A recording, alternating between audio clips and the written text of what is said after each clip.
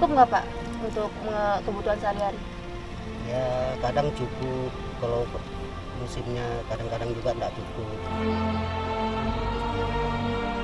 Karena kami di sini hanya mempunyai satu perawat, satu bidan di mana mereka sering mudik.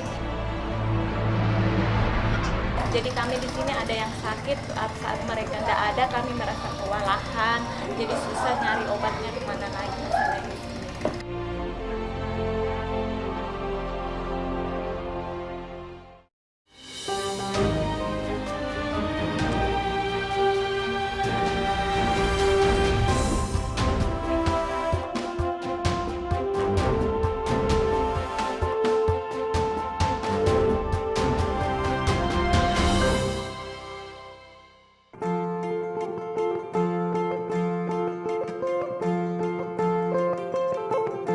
Perjalanan tim Indonesiaku kali ini tiba di Dusun Tanjung Berukang. Kami akan menelusuri kehidupan masyarakat yang hidup di kawasan Delta Mahakam, Kalimantan Timur. Sebelum menempuh perjalanan, kami mempersiapkan berbagai macam perbekalan. Pasalnya, Tanjung Berukang berada jauh dari pusat kota. Akses ke sana pun hanya dengan jalur air. Untuk mencapai lokasi, kami harus menyeberangi muara Sungai Mahakam. Perjalanan kami tempuh sekitar 2 jam dengan menggunakan perahu motor cepat. Jika dengan perahu biasa bisa lebih dari 3 jam, beruntung cuaca cerah dan air sedang pasang. Jika air surut, perahu motor cepat tidak akan bisa melintas.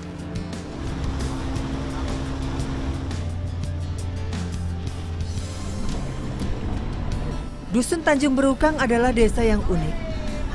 Desa ini tidak memiliki daratan. Rumah-rumah warga berada di atas air dan saling terhubung dengan jembatan kayu.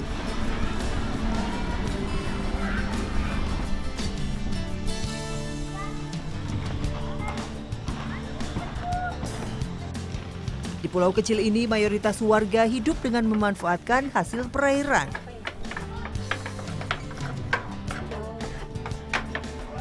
Berbagai jenis udang dan ikan mudah dijumpai di sini.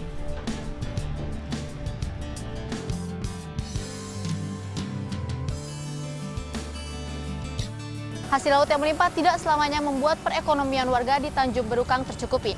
Dengan berbagai keterbatasan, mereka tetap bertahan hidup di sini. Bagaimana kisahnya? Selengkapnya di Indonesiaku.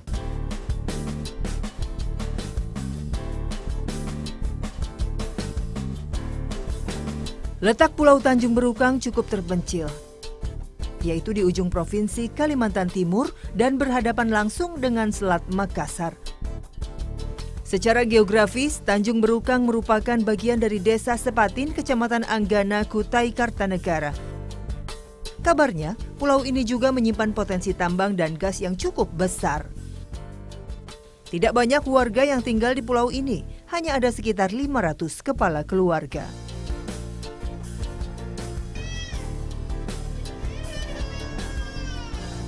Sebagian besar warga berprofesi sebagai nelayan laut dan nelayan muara. Hari ini, saya bersama Pak Muhran akan ke muara untuk mencari bibit udang. Tidak banyak alat yang kami bawa, hanya jaring dan ember saja. Karena letak muara cukup jauh dari desa, kami memakai perahu ketinting untuk ke lokasi.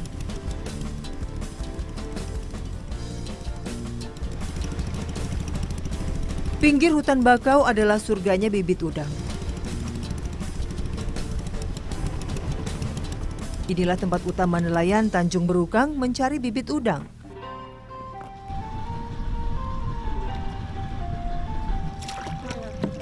Pak Muhran salah satunya. Sudah 20 tahun dirinya menjadi nelayan. Tak heran jika Muhran tahu betul bagaimana menangkap bibit udang. Kami hanya perlu menarik perahu dengan meletakkan jaring di bawah tali. Tali ini sebenarnya rumpon atau jebakan untuk menjaring bibit udang. Rumpon ini telah dipasang di sepanjang pinggiran hutan. Setelah ditinggal selama beberapa hari, lumut mulai menempel pada rumpon. Lumut inilah yang akan memancing udang berdatangan. Tarik pelan-pelan. Ya pemirsa, ini udangnya adalah udang jenis tiger, dan karena dia masih bibit, dia masih kecil-kecil, nggak akan kelihatan kalau orang nggak ngerti. Mencari bibit udang sebenarnya tidak susah, hanya butuh kejelian dan sedikit keberuntungan. Namun, faktor cuaca juga sangat mempengaruhi. Jika datang musim angin utara, para pencari bibit udang bisa mendapatkan lebih dari 1.000 bibit udang. Namun di musim angin selatan seperti sekarang ini, bibit udang sangat jarang bisa didapatkan. Bibit udang dijual dengan harga sangat murah, yaitu Rp80 per 1 ekor. Cukup nggak Pak untuk kebutuhan sehari-hari? Ya kadang cukup, kalau musimnya kadang-kadang juga enggak cukup. Ini kan Bapak nggak dapat bantuan dari pemerintah ya, padahal udah terdaftar jadi nelayan sini. Iya, belum pernah untuk pembibit. Harapan ke depannya gimana nih Pak? Ya kalau harapan ke depannya untuk pembibit ya supaya ada bantuan lah dari pemerintah gitu.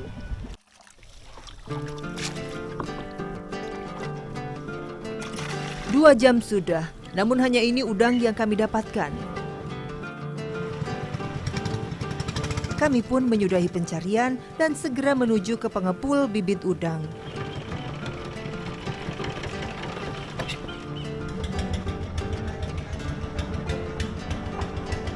Dari tangan para pengepul, bibit udang biasanya mereka jual kepada para pemilik tambak.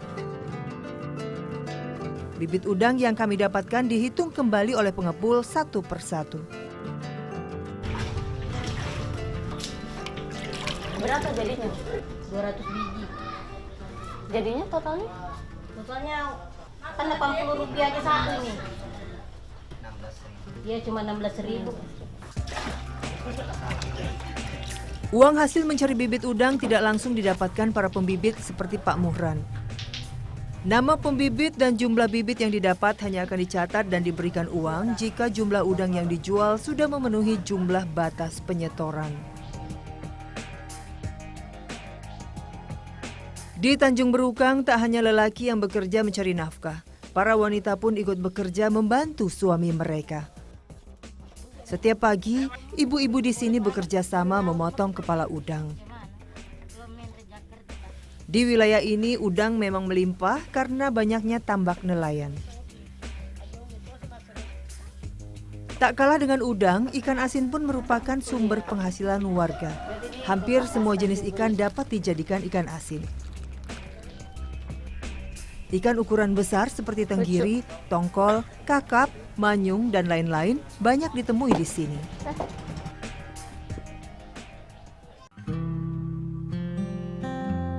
Pagi ini saya akan membantu Ibu Mei dan Ibu Ola mengolah ikan asin. Bahan untuk membuat ikan asin adalah ikan segar yang baru didapat dari laut. Ikan dipotong tipis lalu diberi garam. Ya, pelan-pelan saja Ibu. Setelah ikan digarami, ikan harus dijemur. Proses penjemuran bisa berhari-hari tergantung cuaca. Ikan yang ada saat ini tidaklah sebanyak biasanya. Hasil laut memang tidak bisa diprediksi. Belum lagi harga jual ikan asin yang kadang tidak menentu. Tapi apa boleh buat, hanya inilah cara mereka mendapatkan penghasilan untuk keluarga.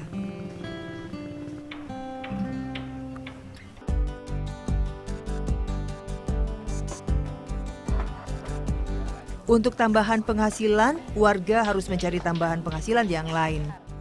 Salah satunya adalah industri kecil kerupuk seafood. Lagi-lagi untuk membantu perekonomian keluarga, beberapa ibu di Tanjung Berukang membuat kerupuk seafood. Biasanya adonan kerupuk menggunakan ikan, namun ternyata kerupuk lebih nikmat jika memakai bahan udang.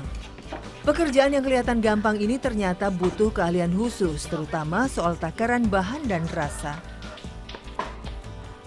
Dari proses udang ditumbuk untuk dihaluskan hingga dicampurkan dengan bumbu rempah, semuanya harus dijaga komposisinya, terutama saat adonan dicampur dengan tepung. Pada tahap ini udang dan tepung harus benar-benar menyatu.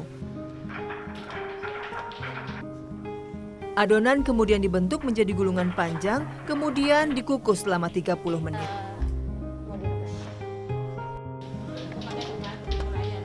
Ketika selesai dikukus, adonan yang masih panas diberi pewarna makanan agar lebih menarik.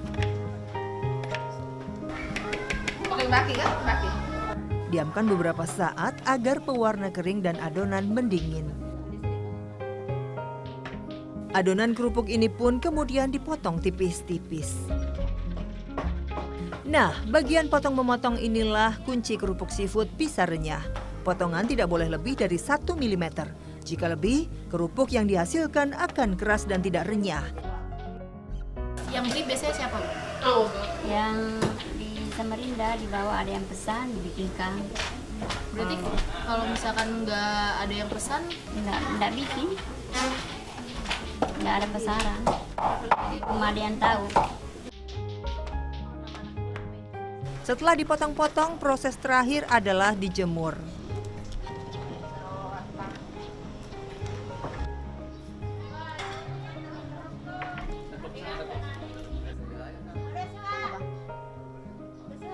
Kendala transportasi menjadi penghalang majunya industri rumahan ini. Kadang jika tidak ada pembeli, kerupuk pun terpaksa mereka konsumsi sendiri.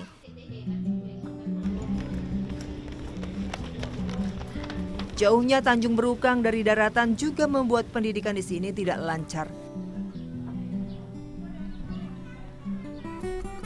Di sini ada satu bangunan sekolah yang digunakan untuk sekolah dasar dan sekolah menengah pertama.